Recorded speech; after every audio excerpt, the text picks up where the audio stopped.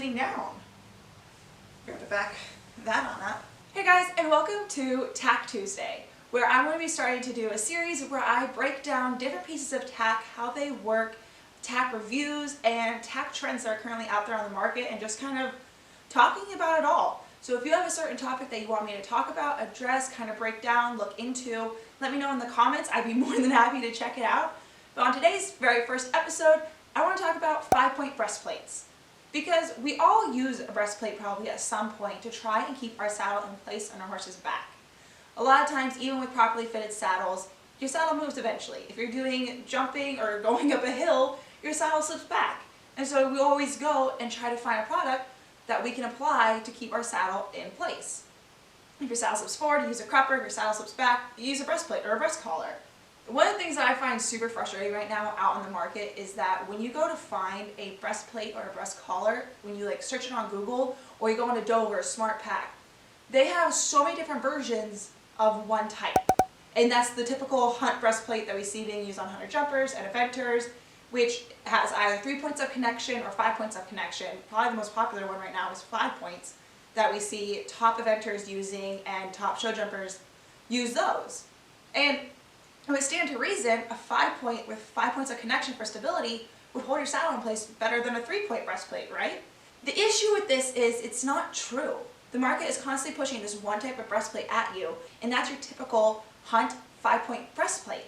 I mean, it shows it constantly in a variety of price ranges that just about anyone can get it, from an upper level eventer to the normal average rider. It has it in customizable colors. You can get your own elastic inserts in your cross-country colors put in. You can get it with sheepskin padding, leather padding. It's all so customizable, and it of course sells better that way because there's more options. There's more options in different price ranges, where that's not necessarily true with other types of breastplates. And I think the most frustrating part about this is this whole product is sold to hold your saddle in place or to keep your saddle from slipping back. But the way a 5-point or a 3-point hunt breastplate works is not by holding your saddle in place, but it pulls your saddle back into place once it moves back. The way these work is they lay against the horse's shoulder, and it uses that horse's shoulder forward motion to pull the saddle back into place.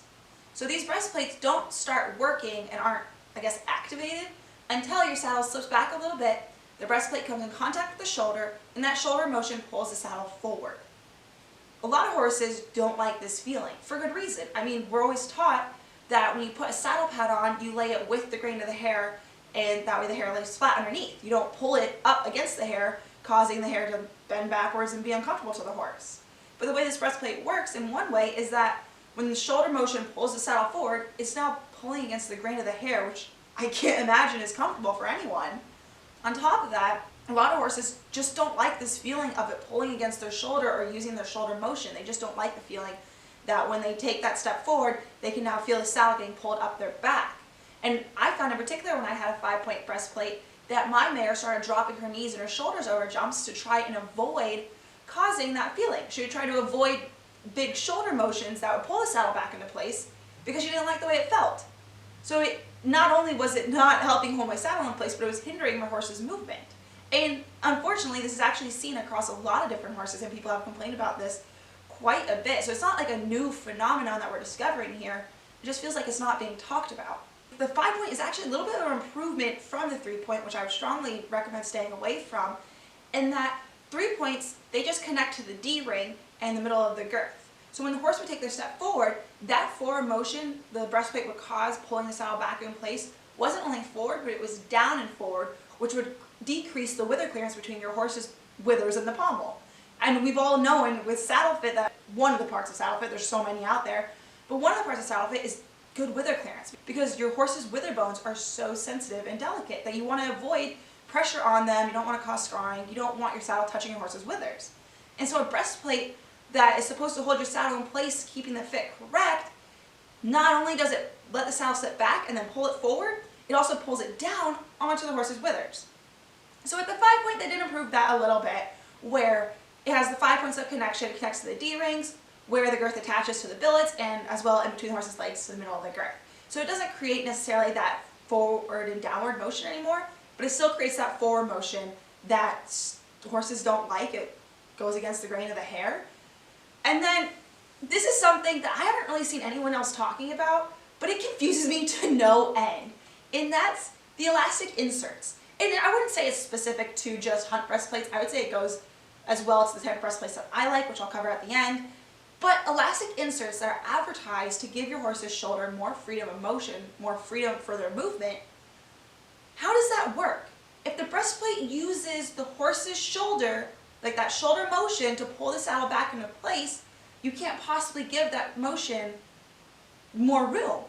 Because for the elastic inserts to give more room to the shoulder, they wouldn't require the shoulder to work. So in reality, wouldn't an elastic insert just stretch a little bit until the saddle slips back, creating that tautness in the elastic, that the breastplate is activated, pulling that saddle back forward?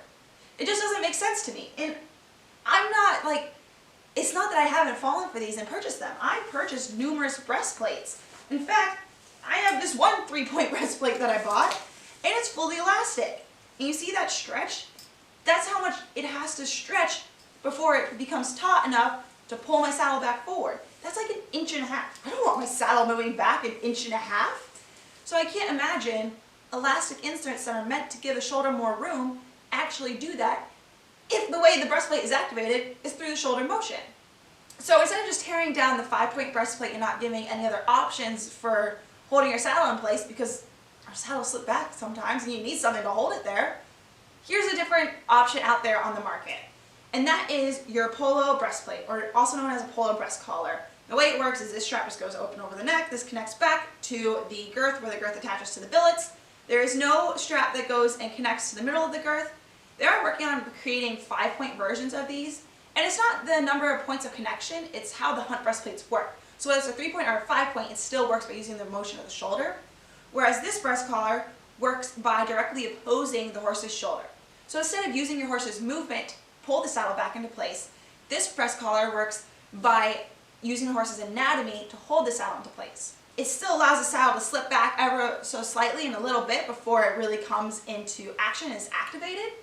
But unlike the 5 points that allow your saddle to slip back, pull it forward, and then a handful of strides later the saddle slips back and has to be pulled forward again, this one, when your saddle slips back, is activated and holds your saddle in that place, which I really like. I honestly much prefer these.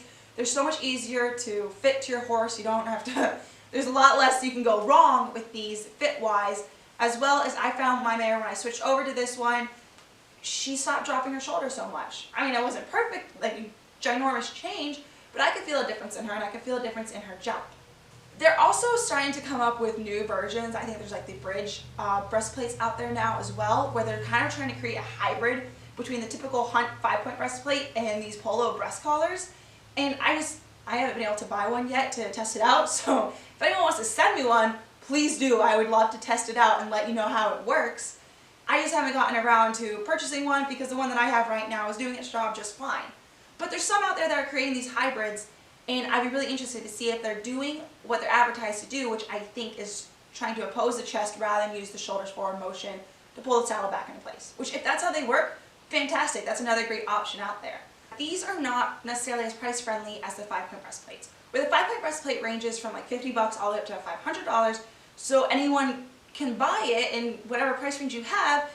These, where they start off around like $70, $80, and that's the elastic version, which I don't necessarily agree with, but to get like a really nice high quality one, or the 5-point ones, or the bridge hybrid cross, those are starting off around like $130, $200, which in the grand scheme of things is not that, I mean, it's still expensive, like it's still expensive. And then any version of these that's like a 5-point, that starts off around $300, $400, which is insane. Obviously people are going to buy the 5-point if they can get it in their price range and they don't have to break the bank. Why would you buy an option? Like, why would you put your whole food bill into buying a breastplate when you can get a cheaper option out there that can kind of do the job? Where I get so frustrated is when you go to search for a breastplate, Dover, SmartPack, they all list like 20, 30 different 3-point, 5-point different versions, and like maybe one of these. Maybe. But it doesn't make sense. Something that works better for your horse, why wouldn't that be what's getting pushed across the market? So those are just kind of my thoughts on 5-point breastplates, what's all wrong with them, ranging from how they work by using the horse's shoulder movement, as well as how they affect the horse's movement, how horses react to them, and how the market is pushing them as kind of our only option and just selling so many different versions and not giving other options. On top of that, if you guys like this episode, leave a like and a comment down below. Subscribe if you want to hear more from me. And if you're ever interested in more about these tack trends, tack topics, and the scientific research behind them, go listen to my podcast. It's called Mud Studs and Skull Caps. It's available, not necessarily all over, but it's available on like a lot of popular platforms such as Spotify, Apple Podcasts, Google Podcasts, Anchor. I'll leave the link in the description. But my sister and I go into the scientific research behind all sorts of different products, such as Back on Track and the Rambo Ionic Blanket. We look into what research has been done to prove that they do what they're claiming. All of that, and we also talk about other tack trends behind anatomical girths and anatomical bridles. So if you're interested, check it out, and have a great day, guys. Thank you for watching. One time. That's your tip.